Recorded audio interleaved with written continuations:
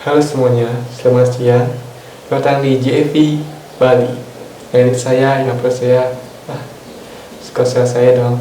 Nah, kali ini di minggu siang yang berulang kali ini, saya akan memberikan kalian sebuah tips dan trik serta bagaimana cara kalian untuk mencari surat-surat kalian yang hilang seperti SIM, KTP, dan STNK. Nah, video kali ini saya berikan pada kalian yang mungkin kehilangan dompet kalian dan kehilangan surat kalian, serta kalian bingung bagaimana cara mencarinya, serta biaya yang kalian keluarkan itu seperti apa. Dan itu saya juga akan memberikan tips kalian yang mungkin menyimpan surat-surat kalian dan bagaimana cara menyimpan surat-surat kalian ini agar aman dan tidak hilang lagi. Dan ini juga saya alami sendiri, dan beberapa hari terakhir saya melihat banyak sekali orang yang kehilangan dompet dan surat-surat penting di jalan karena jatuh atau mungkin terjadi musibah lain, saya tidak tahu. Nah, pada tanggal 14 Juni bulan ini saya mengalami sebuah musibah yang tidak pernah saya bayangkan sebelumnya, yaitu saya kehilangan dompet saya. Dan ini jadi karena ketidaktahuan diri sendiri. Jadi dompet saya itu jatuh di jalan, itu berisi KTP dan SIM serta STNK. Nah, dalam dompet itu ada sebuah kertas kecil, itu berisi nomor telepon saya. Nah, ini juga tips bagi kalian yang mungkin kayak saya naruh sebuah nomor telepon atau email atau sesuatu yang bisa dihubungi, jadi kalau dompet jatuh bisa dihubungi. Tapi kali ini karena mungkin mengingat kondisi ekonomi yang seperti ini, jadi itu tidak ada orang yang pun yang saya temuin selama seminggu. Kemudian saya pergi ke pusat terdekat untuk mencari surat kehilangan yang akan saya gunakan untuk mencari surat-surat yang saya hilang. Dan berikut akan saya berikan tips, dan semoga tips saya bermanfaat untuk kalian semua. Oke?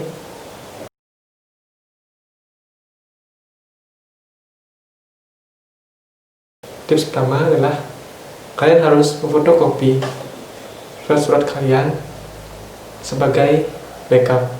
Nah, ini terdengar sepele namun ini sangat penting sekali. Hal ini yang saya tidak lakukan sebelumnya, sehingga saat saya mencoba untuk cari surat yang baru, surat saya sangat susah untuk dikeluarkan dan sangat ribet sekali. Sementara kalau kalian punya fotokopi ini akan lebih mudah. Dan setelah kalian fotokopi, itu kalian simpan di tempat yang aman. Kalian bisa fotokopi KTP kalian, kalian bisa fotokopi SIM kalian, kalian bisa fotokopi STNK. Segera fotokopi ini agar kalian lebih gampang untuk mencari surat berikutnya.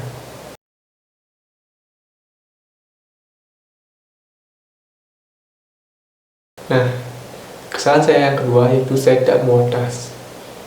Tas ini amat sangat penting bagi kalian yang ingin pergi keluar dari rumah, karena di tas ini kalian bisa menyimpan dompet kalian, kalian bisa menyimpan HP kalian. Tapi kekurangan saat kalian membawa tas adalah ketika kalian kehilangan tas, kalian kehilangan semuanya.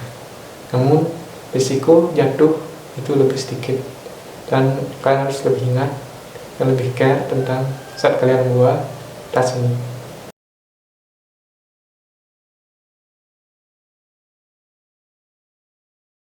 Tips yang ketiga yaitu kalian harus cek lagi sebelum kalian pergi. Nah, ini terjadi bagi kalian yang mungkin tergesa-gesa ingin pergi suatu tempat dan kalian melupakan barang kalian. Nah, tips ini sangat bermanfaat bagi kalian yang tergesa-gesa agar kalian lebih berhati-hati dan ingat kembali dan cek kembali sebelum kalian pergi.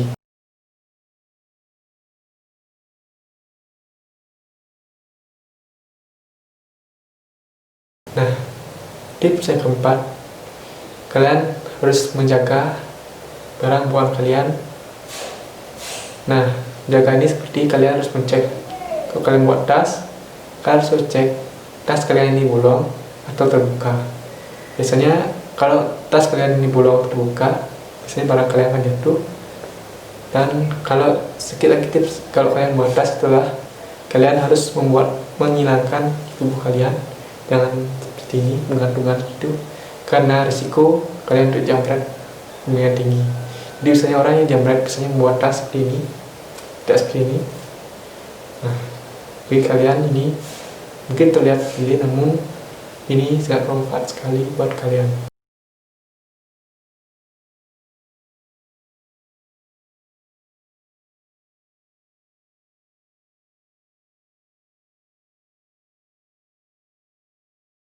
Tips yang kelima mungkin terdengar aneh, namun tips ini sangat-sangat perlu sekali sebelum kalian berangkat kemanapun, karena dengan berdoa kita dilindungi dan selama tujuan kita akan menjadi lebih tenang, sehingga pikiran kita ini akan membawa barang-barang itu lebih aman dan kehilangan itu juga lebih sedikit.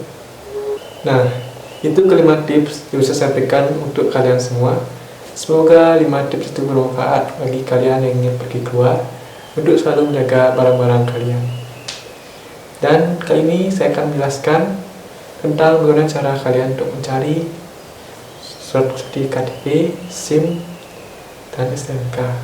Pada tanggal 14, saya kehilangan surat saya. Seminggu kemudian, saya tanpa kabar kemudian pergi ke masyarakat untuk mencari surat kehilangan, dan kemudian saya fotokopi.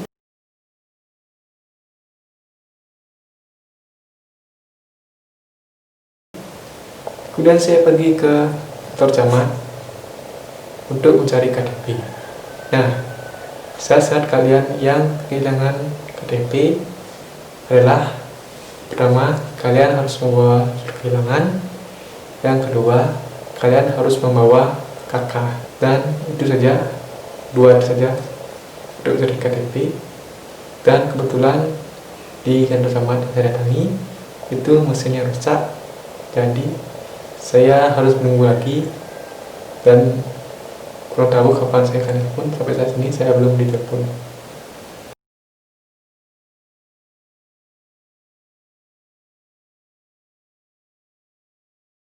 Nah, kayak ini adalah syarat yang bisa kalian bawa ketika mencari SIM C. Nah, ada kejadian menarik saat saya mencari SIM C kali ini. Saya pergi ke Polres untuk mencari SIM C. Saya membawa surat kehilangan dan saya membawa bukti KTP. Namun saat itu saya disuruh untuk mencari nomor SIM saya. Dan kemudian ketika saya pergi ke counter untuk mencari nomor SIM saya, ternyata nomor SIM saya tidak ada. Nah, karena tidak ada, petugas saat itu menyuruh saya untuk membuat SIM C baru. Nah, saya tanya saya apakah saya punya fotokopi, namun saya menjawab saya punya fotokopi saat itu. Nah, penting sekali kalian untuk fotokopi. Padahal saya waktu itu sudah beberapa tahun lalu saya sudah punya SIM, namun tidak ada sana.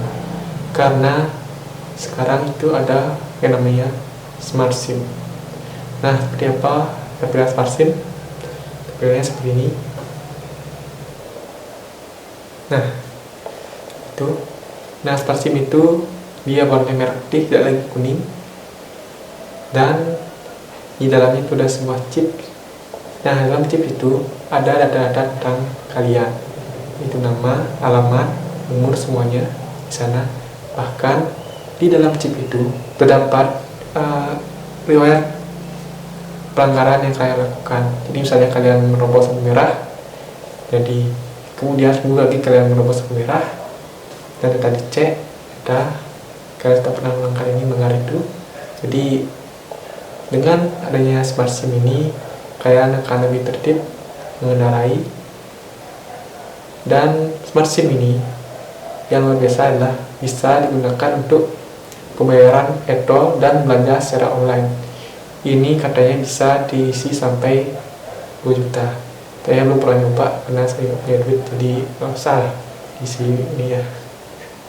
Oke, dan sangat luar biasa sekali. Dan syarat bagi kalian yang ingin cari SIM C yang hilang adalah kalian harus membawa surat keterangan hilang, fotokopi KTP, misi formulir pendaftaran, dan surat keterangan sehat serta tes psikologi. Karena saya baru, saya cuma perlu KTP dan surat keterangan sehat psikologi sama misi formulir pendaftaran. Dan saya harus mengikuti tes ulang. Kalau sekarang itu ada 2 tes. Yang pertama adalah tes komputer, dimana kalian akan menjawab 30 soal dengan salah dan benar. Dan nilai yang harus kalian dapat adalah minimal 75. Di bawah itu kalian akan lulus. Serta kalau kalian ingin cari ujian online, jadi ini kalian jawab salah benar, nanti muncul nilainya, dan nilai itu akan masuk ke komputer yang mengawasi, kemudian akan di print, kalian akan dapat sebuah barcode yang menyatakan kalau kalian sudah lulus ujian. Dan kemudian ada ujian praktek. Ujian praktek itu ada 3, yaitu pertama kalian akan dites zigzag, kemudian kalian akan dites angka 8, kemudian kalian akan dites huruf U. Nah, di huruf U ini saya mengalami kegagalan saat saya belok, dan saya harus mulai lagi gitu. Nah, pastikan kalian untuk berhati-hati saat melakukan ujian praktek, minimal jangan menggunakan roda depan. Itu saja tips bagi kalian yang punya praktek, dan semoga tips kali ini bermanfaat untuk kalian semua. Jangan lupa fotokopi SIM kalian agar tidak terulang lagi seperti saya. Oke, saya berlupa untuk KTP itu tidak memakan biaya, dan untuk SIM, karena saya yang mencari SIM C ini, saya membayar sebanyak 100.000, dan untuk mengganti ini saya harus membayar 75.000. Jadi kalau kalian mencari SIM C baru itu bayar 100.000, kalau kalian ingin memperpanjang SIM itu bayar cuma 75.000. 75.000 ini untuk istilahnya masukkan data itu lah. Lebih murah kalau kalian mengganti, lebih murah 20.000 kan lumayan buat di bensin. Dan untuk tes kesehatan dan psikologi ini lumayan mahal. Untuk tes kesehatan saya bayar 25.000, dan tes psikologi mana saya cuma ngelamar orang itu cuma bayar, dan bukan cuma ya, itu bayar 90.000, di 110.000 tambah SIM jadi 200.000 saya habis untuk cari SIM C. Jadi saya kapok lah untuk cari menghilangkan SIM C yang lumayan makan biaya. Di jaga-jaga sesuatu kalian yang penting.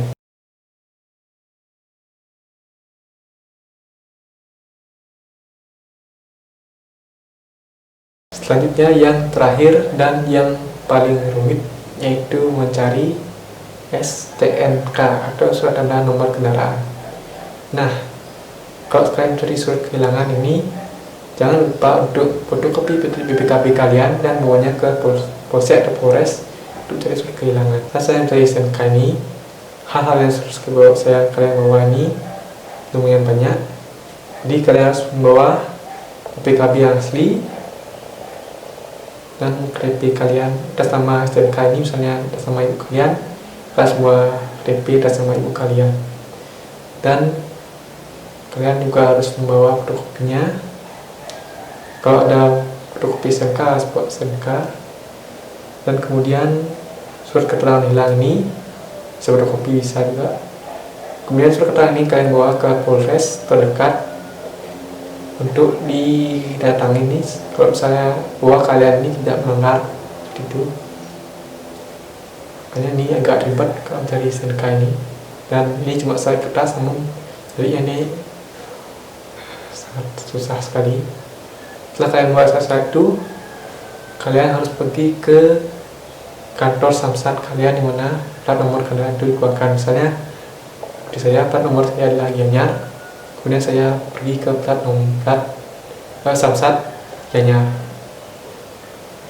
Kalau misalnya plat nomor kalian di pasar atau plat nomor kalian di Buleleng atau mana, kalian pergi ke samsat Tidak bisa kalian pergi itu ke misalnya kalian di Gianyar, kemudian kalian pergi ke Denpasar untuk buat plat ini agak susah, nyetir lah segalanya, kerennya.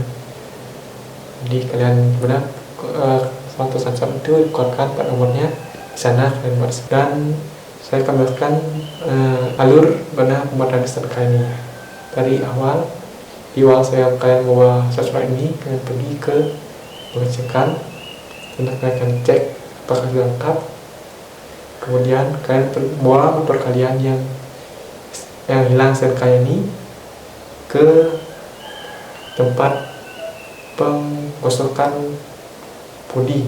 Di bodi kalian akan digosok, dia akan dicari mesin sama rangka ini. Kemudian setelah itu kalian akan pergi untuk mencari atas nama siapa STNK ini, nanti akan dikeluarkan apakah sudah lunas atau belum samsatnya atau pajaknya. Setelah itu nanti kan muncul data-data dari pemilik STNK ini, set data itu, nanti kalian pergi ke bawah untuk dicek lagi, kemudian dicek keaslian dari STNK ini dengan PKB. Kalian perlu PKB yang asli ini untuk apakah ini sudah cocok dengan STNK ini. Takutnya kan ini curian dari mana kan, PKB yang asli kalian bawa, dan jangan dihilangkan karena katanya PKB ini susah untuk carinya. Setelah itu kalian pergi ke counter bank yang ada di sana, BRI atau BPD. Saya bayaran di BRI, saya bayaran tuh 100.000 kalau salah. Kita bisa cek di Google lagi bisa salah, dan di sana saya bayar.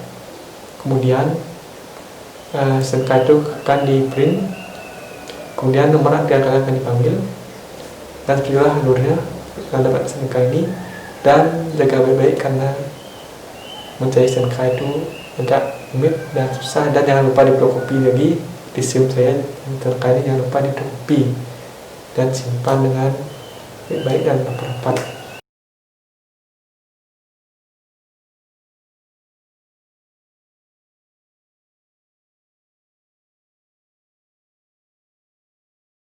Dan itulah syarat-syarat dan tips yang bisa saya berikan pada kalian. Semoga bermanfaat. Dan lain kata, hati-hati jalan dan patuhi rambu-rambu lintas yang ada jalan, serta kadang-kadang seperti ini. Jadi kalau kalian ingin keluar itu pastikan sangat penting sekali, dan selalu pakai masker, tetap cuci tangan. Oke. Akhir kata, sampai jumpa di video saya selanjutnya. Semoga bermanfaat lagi. Oke, Gavi Bali. Gaskan.